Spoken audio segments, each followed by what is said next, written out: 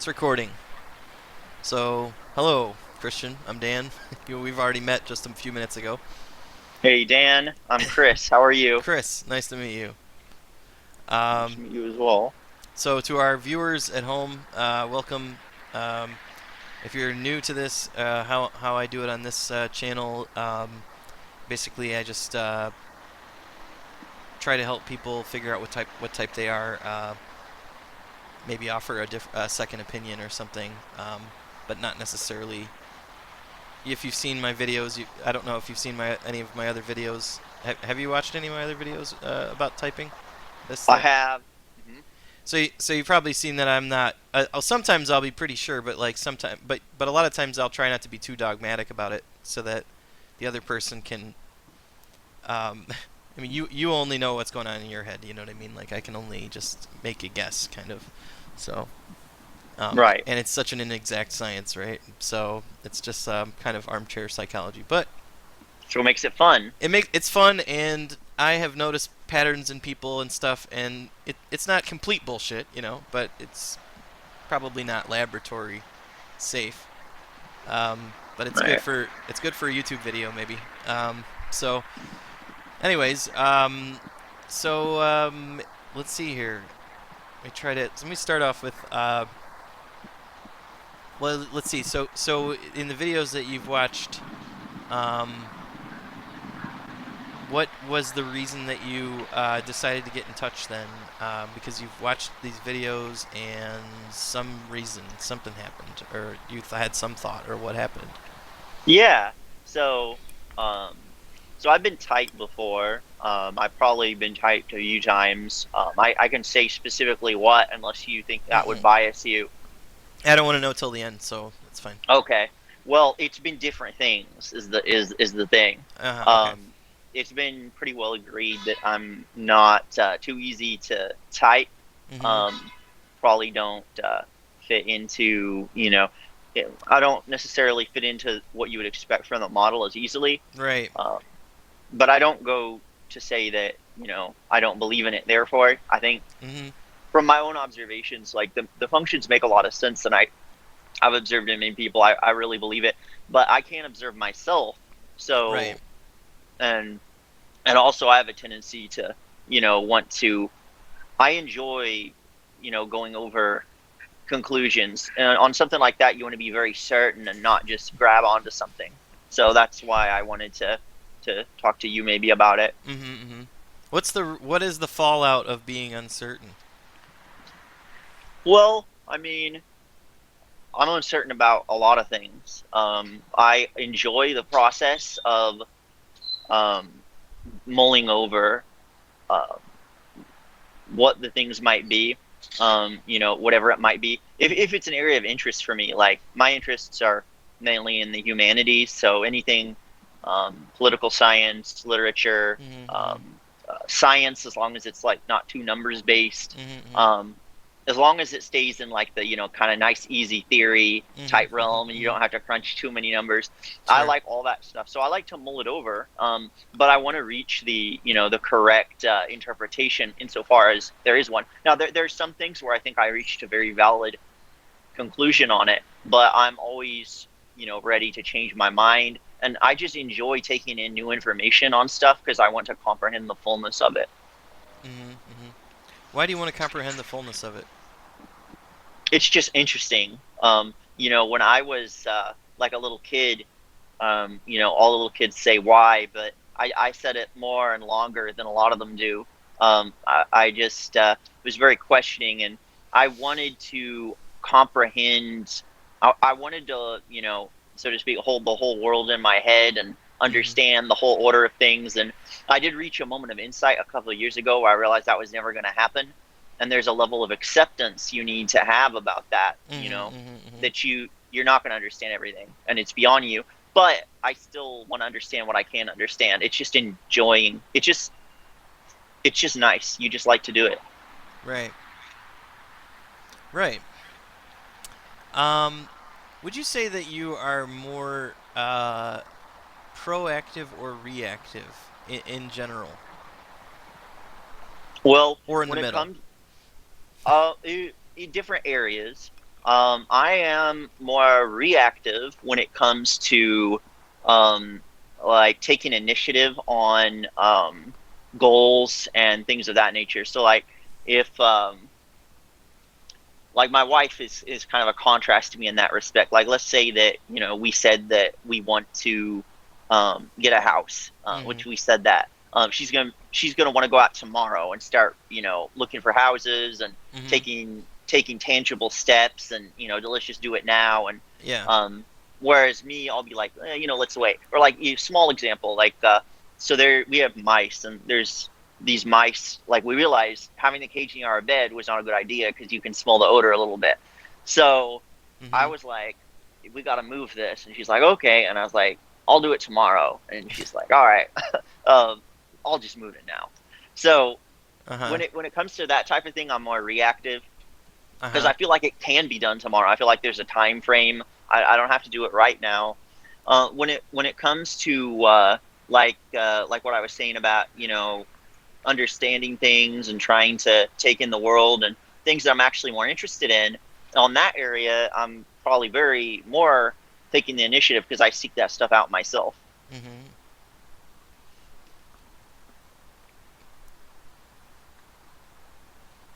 When it comes to but when it comes to a physical activity of some kind, there's some level of hesitation to calculate beforehand. Yeah, there definitely is. I would say compared to most people, I'm slower to take action on that type of thing. Mm-hmm. Mm-hmm. I don't necessarily enjoy that aspect because when it comes to asserting yourself and having a role in things, whoever makes the first move has an advantage there. So I always felt Mm-hmm. that to be the case. But I'm just more apathetic about that. What else are you apathetic about? Mm, I'm apathetic about stuff that doesn't interest me and kind of seems irrelevant. Um, that's kind of vague. You probably have to be more specific, maybe. Name two things you're apathetic about. Um, I'm apathetic about learning business skills. It doesn't interest me at all, and Mm-hmm. I I work in business. I work for a Fortune 500 company, and I have a moderately successful corporate career so far. Mm-hmm. But like I'm just doing that for the money, and I don't really enjoy it. I'm just it's a job, and I do my best at the job because you need to, and that's how it is. But Mm-hmm. like when it comes to things that would really help me, like if I took the initiative to take a class on Excel, for example, and get good at Excel, or um, things of that nature, or like I was working on my MBA and I was just like, I can't do this while I work, and I don't really care about this anyway, and so I just like said, oh, I'll just do it later when I learn my next role more. So Uh-huh. when it comes to like business skills and like stuff that would be maybe beneficial for my career, Mm-hmm. I'm more apathetic on that. Maybe partly because I'm not as interested in what I'm doing. Mm-hmm. So how do you get by then if you're not relying on business acumen? What are you relying on to get by? In terms of my daily life, Yeah, like you've made some level of success for yourself, but you've done it without necessarily um, relying on business acumen. You've relied on something else to do it. So what have you relied on to make that happen? well, I am a relatively hard worker. Mm-hmm. I will stay and work longer hours than most people will. Mm-hmm. Most people will be like, all right, now I'm going to take off now. Time to clock out, and they'll leave.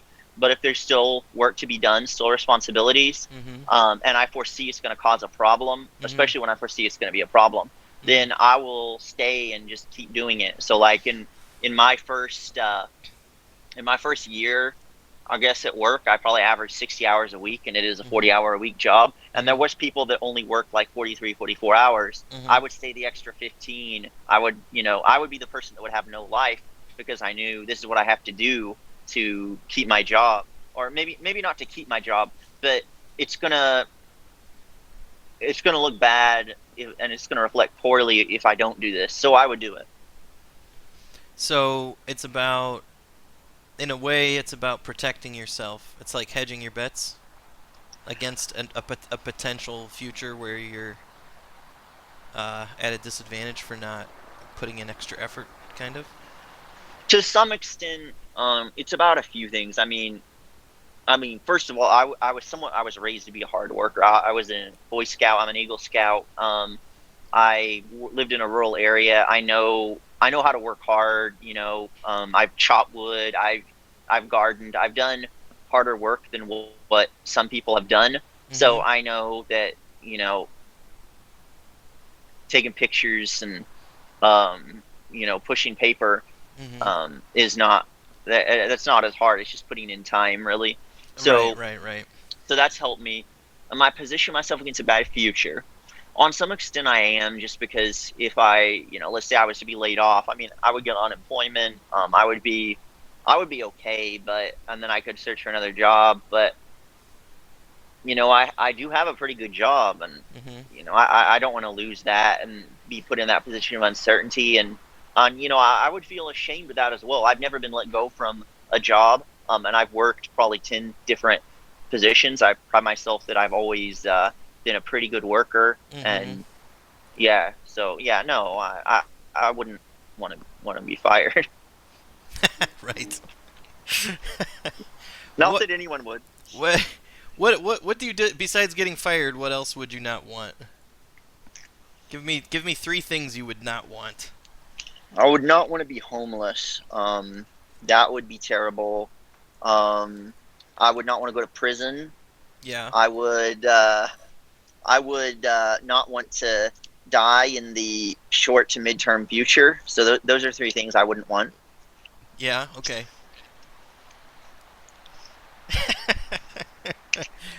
um. Yeah. So. Yeah. Man, there's so many things I want to say, but I can't really. But we'll talk more. We'll talk more freely at the end. Mm. Could you could you tell me could you tell me five uses for a ladder that aren't like climbing up something? Five unusual uses for a ladder. Well, you could make it into a bridge. Um, you could. Go more unusual than that for the other Oh, four. okay. You could. Um, you could disassemble it, and you could use like the little stick pieces of it to make like a short little picket fence around a garden. Okay. Um, you could use it as like a roof beam to like support like a makeshift roof. Like you could put a tarp, and then you could put two ladders and like tie it, and you could like make a little makeshift roof that way. Okay. Um,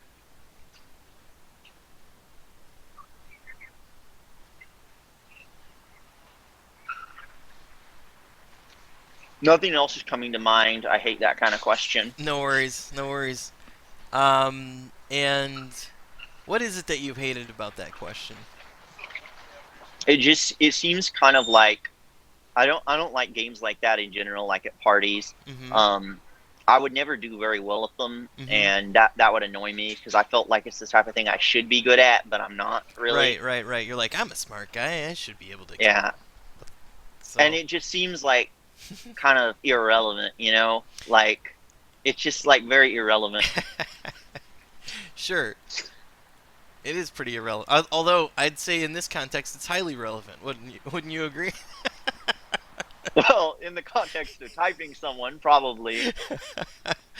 Let's see here. So, next, I want to try the inverse of that. Have you heard me say doing this test on people before? No, I don't recall this. Okay. So this time, if you could please come up with five things that these three things have in common: an Hmm. apple, a tree, and the moon. Oh yeah, apple tree and moon. Yeah, I did hear this one. Okay, let me give you Um. three different things then. Okay. Yeah. Let's see. Well, then let me come up with a different. I might have a different test that I can give you that you haven't heard. Um, yes, I do have a different one. I haven't worked. I've only given this one a time or two, so I'm still working on it. Um, let's see here. Using using two animals, I'd like you to see if you could come up with some kind of metaphor for the situation we were in at the beginning of the call, where you were trying to find a quiet place. No, this is a bad one. It seems like there's got to be a better way for me to formulate that one. Um, okay, how about this one? I would like you uh, to come up with uh, a slogan for that. No, this is bad. That's a bad one. All right, I'm just gonna think of three different things and let you come up with whatever you're gonna come up with. But I feel like if you've seen the other one, you might have some. I might have already thought about this question to some degree. No, I don't really remember it that well. I just remember it was asked. That's all. That's all you remember. All right, then the three objects are going to be. Um, let's see. Uh, okay, a book, a diamond, and the sun. Okay. Well, you can say that a book, a diamond, and the sun, they're all things of value. Sure. Um, so that's a commonality. Mm-hmm. Um, you could say they all symbolize light in a certain way. Or yeah, you can say they all Sure. symbolize light. Certainly the sun and the book, the diamond. I think that can work as well for a diamond. Um,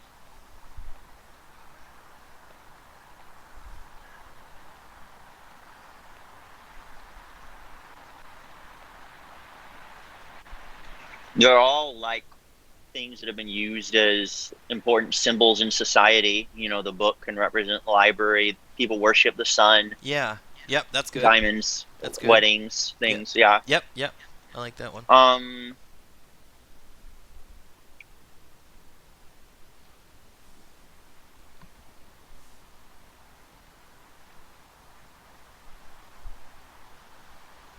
I can really just come up with three. Okay. No problem. Would you say that the second challenge was easier than the first one, or the same difficulty, or I don't want to lead you in any one direction. Mm-hmm. I would say my observation is that you didn't do worse on that one than you did on the first one. Mm-hmm. I can't I say would. if you did the same or better, but I just feel like you didn't do worse. Yeah, I think it was the same. I It's came up same with number. three for both of them. Yeah, Right. yeah, three for both. Um, I I feel worse about myself for not having come up with more on the second one, because that's the type of thing that I think that I'm better at in general. Uh-huh. Uh-huh.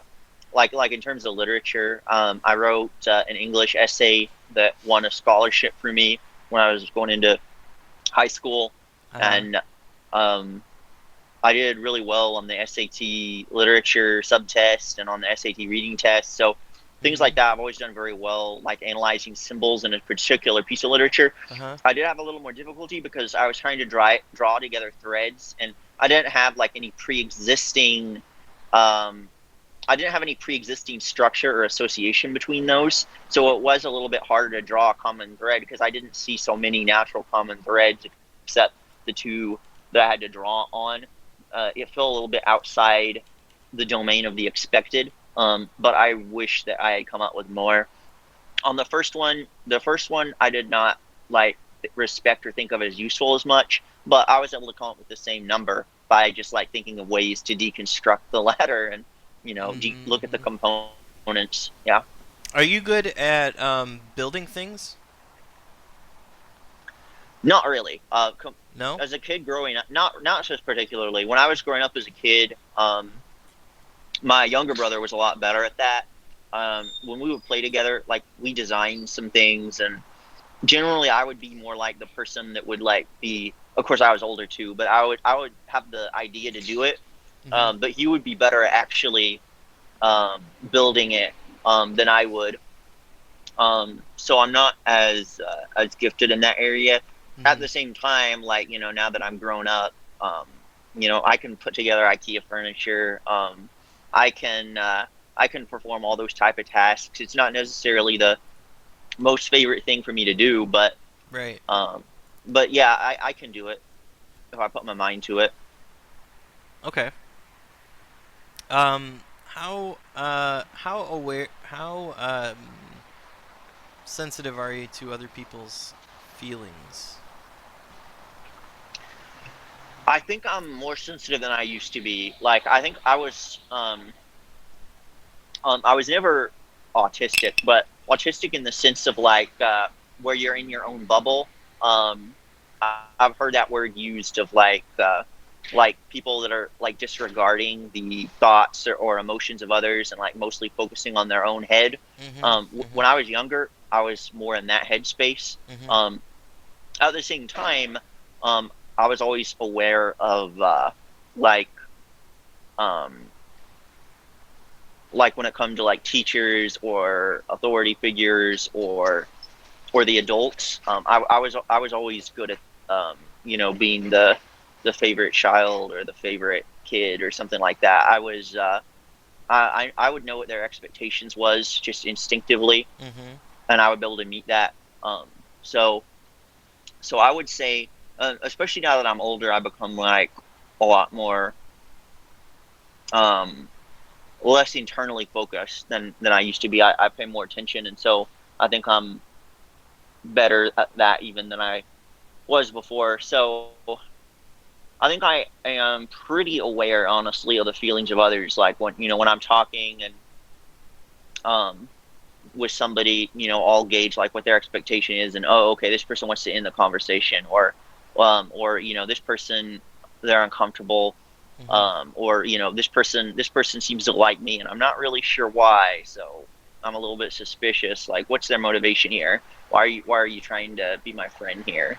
Right. Um, Things like that. So yeah, I would say I'm not like extremely aware of it, but I would say I'm like pretty aware of it, at least as much as most people are. Okay. What would you say you're better than most people at? I'm better than most people at verbal, like verbal reasoning, verbal writing. I was very good at that, especially now. I don't really use that in my career. That's partly why I'm not as interested in sometimes what I'm doing because my career is like more problem solving oriented. Hmm. It's in transportation and Hmm. problem solving. I'm not as good at. So when I took the SAT, I actually got a perfect score on the verbal section. Hmm. So um, so I did very well with that, and that was consistent. Whenever I took standardized tests as a kid, I would always score 98th, 99th percentile on any type of verbal Hmm. reading, writing test. So Um, that would be like reading comprehension kind of thing. yeah, very good at reading comprehension. But I mean, what does verbal mean? Language comprehension, or Mhm. okay, doesn't mean performative speaking or something like that. Well, performative speaking is tied up with like more than just that core skill. Hmm. Um, Speaking in front of others involves many other things as well, like your physical presence, Hmm. your relationship with those other people, a lot of nonverbal stuff. A lot of that is nonverbal communication, not verbal. And So how good are you at nonverbal communication? I would say I'm probably average. Okay. I can be good in some ways, um, but there's certainly like a lot of people out there better than that than I am. Hmm. Hmm. And I was gonna say on the mathematical reasoning part, my score was 550. 500 is set as the average, and Hmm. I had to study for that. I think my first score was 490, and I Hmm. built it to like 5 510, and I got 550. So I had to study for mathematical reasoning, problem Mhm. solving type stuff. Mhm. I'm naturally much weaker there. Um, what kinds of things are you good at or bad at remembering? I'm good at remembering something that fits into like an overall picture or like an overall evaluation of something. So I have a lot of expectations about the way that things go, like maybe scripts is a way to put it, or templates. Yeah, templates maybe. There's a Mhm. lot of templates in life, like for example, uh, going to church. You go in, you kneel to the altar, then you sit down in the pew, and then you stand, you sit, you stand, you sit, that type of thing. And you have an expectation there, and I would say um, I have that type of expectation of a lot of things. So if it fits within like an expectation that I have a range of the normal, then I'm good at like remembering those types of things. I don't Mhm. always remember the exact details of things that happened. I remember it more within the template, so to speak. Mhm. And I'm good at remembering templates, changes to the template. Like that's why I like politics, for example. I'm following the election really closely, and Mhm. um, and I don't know what's going to happen. But I look at it in the terms of like, okay, this candidate represents this trend, this trend, and this trend. This trend is rising. That trend is falling in that for that candidate, and then on the other candidate, okay, he represents this trend, and this trend. Two are rising, one is falling. So there are a composite of different trends. Um, and I don't know the final result because it's too complicated. You can't predict. There's too many different trends involved there. Mhm. And um, is the reason that you follow it just because there are trends to follow, or because you're interested in the subject matter, or what is the why not why that and not like Bitcoin stocks or something like that? Yeah, well, because I don't really care about Bitcoin stocks. Yeah, Um, yeah. So what is it that you care about politics? I care about understanding the zeitgeist. That's a kind of a word for it. Mhm. Like I'm a big believer that I'm not a believer that reality is subjective. I think there's objective elements that guide the subjective narratives that we build within it. So I'm not a postmodernist in that respect. I think there is an objectivity within which we form the subjective narrative and which influences which type of subjective narrative we're going to create. Mhm. However, within the objective um, guardrails, so to speak, there's a lot of room for different subjective narratives that there could be. Mhm. So the zeitgeist is kind of which subjective narrative rises or falls, or and there's multiple within those objective parameters. Mhm. So Mhm. I like to follow that. I want to understand like the bigger picture of where things are.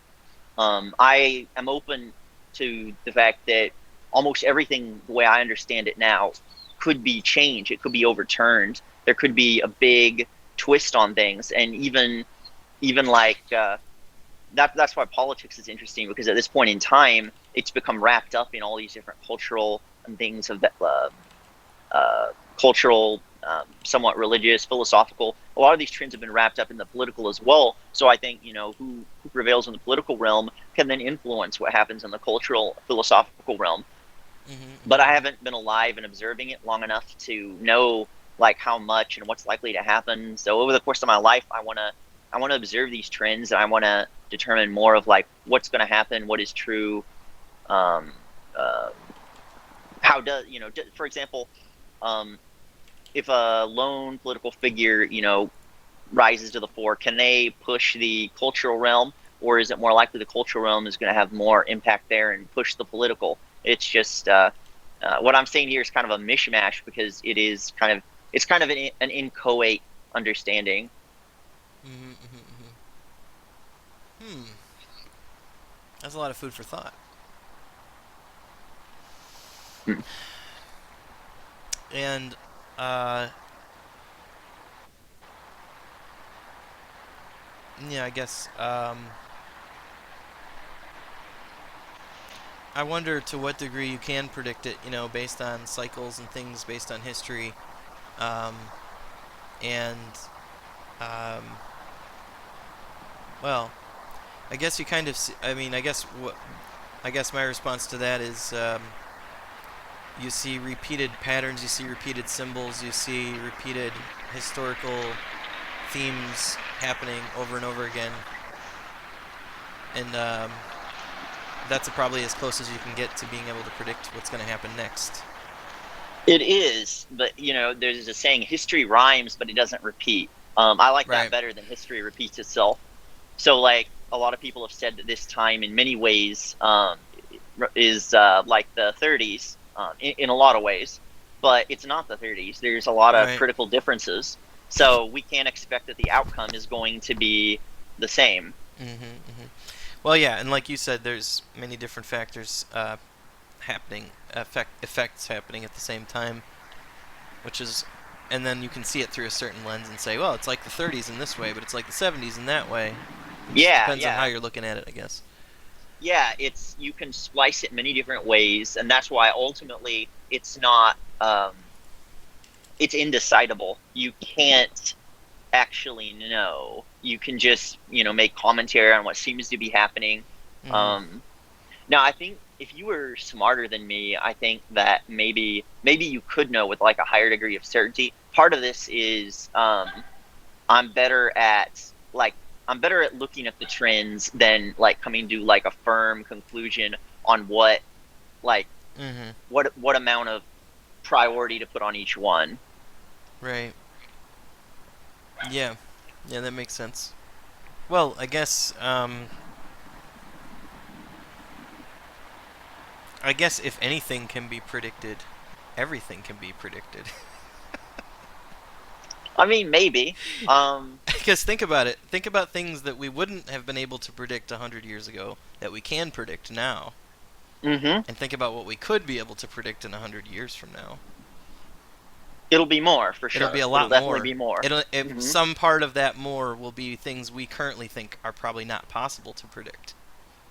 Yeah, see, that was the big thing. Once I realized that, I realized whatever I think now, there's no way that I have what would be called the correct position. It's just not possible because if you go back 100 years, nobody thought the things that any of us think now. Right. So, are they going to think in 100 years what we think now? No, they're not. But one thing that I will say in our favor, slight favor, is that we have lived through a revolution that no generation, perhaps, or multiple generations, have experienced before. Let's say the digital age.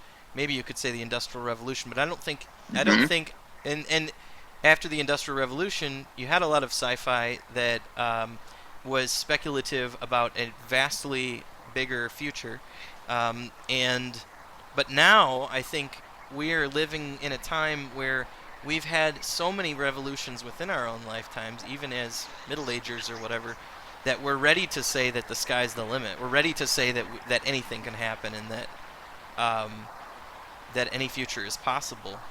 And maybe that's not quite something that somebody 100 years ago would have been able to conceive of.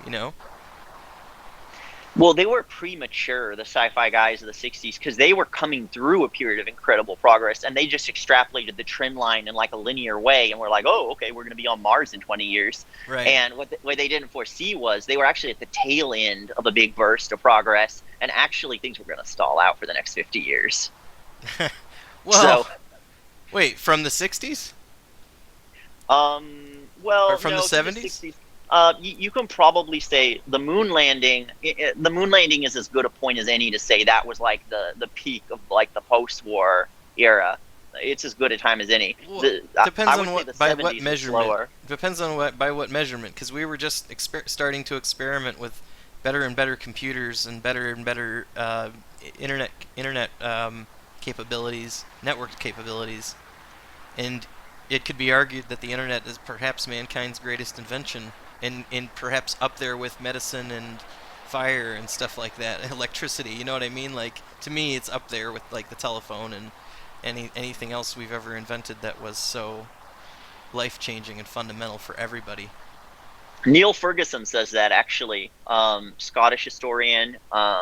He's kind of like one of the more mainstream historians, but he says, and he considers, I think he has a book about this, but I watched several talks of his on YouTube about it. Mm-hmm. Um, he says that the digital revolution in communications, in the way that it made communications be multipolar instead of kind of unipolar, Mm-hmm. instead of being hierarchical, one author to many people, it's Mm-hmm. many people to many people. So Right. he says that's on the same scale as what the printing press was with Sure. Gutenberg. Sure. I could see that. Yeah. Yeah. So Yeah. I'm not entirely sure if I agree with him or not. I think it remains to be seen, but it's definitely. I mean, I can Well. definitely see the explosion in social change has been probably fomented by the internet. Yeah. Yeah. I mean, it certainly accelerated it. But I mean, if you think about it, I mean, I'm no historian, but I mean, if you think about the printing press and what that meant, the internet means comparable when you think about like Wikipedia and Google and stuff like that, because it basically is that's what the printing press did is it made print accessible, and Mm-hmm. the internet and cheaper computers makes all of mankind's knowledge accessible. Mm-hmm. So to me that it is a good comparison. Anyways, okay, so I'm gonna take my break now. I'm gonna go refill my drink. I have a theory, but I'm gonna probably want to ask a few more questions Mm-hmm. to try to falsify that. So, if possible. So, all right, I'm gonna stop the recording, and the viewers at home, see you in the next video.